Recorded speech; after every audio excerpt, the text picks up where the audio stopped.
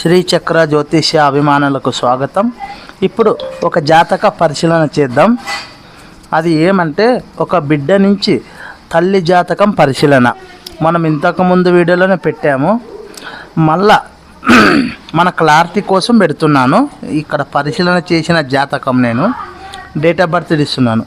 22వ తారీఖు 6వ నెల 2002 సంవత్సరం సాయంత్రం 4:30 ఆదోనిపట్నంలో జన్మించాడు. లగ్నం వచ్చి వృశ్చిక లగ్నం, రాశి వచ్చి వృశ్చిక రాశి, అనురాధ నక్షత్రం 1వ పాదం. అయితే గ్రహాలు లగ్నంలో చంద్రుడు కేతువు, సప్తమంలో బుధ శని రాహు, అష్టమంలో రవి కుజ గురు, భాగ్యంలో శుక్రుడు.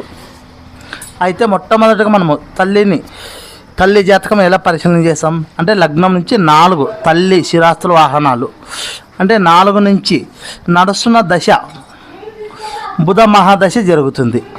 బుధ మహాదశ వచ్చి 12/1/2016లో ప్రారంభమైంది, 2033 వరకు ఉంటుంది. అంతరాదశ వచ్చి 11/2/2023 అంటే చంద్రుడు వచ్చినాడు. అంటే ఇప్పుడు 4 అంటే కుంభం నుంచి దశ ఏమి అష్టమాధిపతి బుధుని దశ జరుగుతుంది.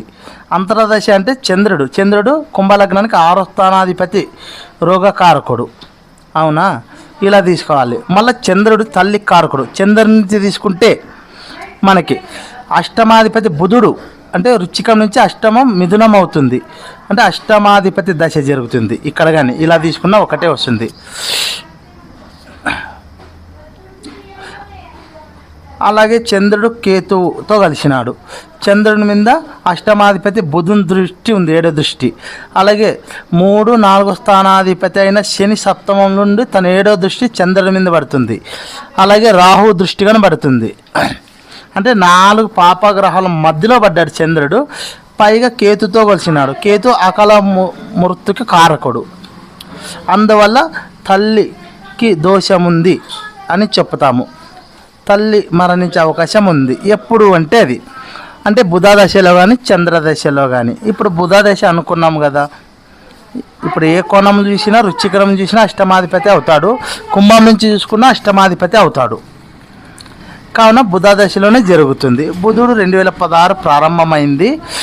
అందువల్ల ఈమె 2017లో మరణించింది. ఇది బిడ్డ నుంచి తల్లి జాతకం పరిశీలన చేసే విధానం. నా ఛానల్ నచ్చినట్లయితే సబ్స్క్రైబ్ చేయండి, లైక్ చేయండి, షేర్ చేయండి.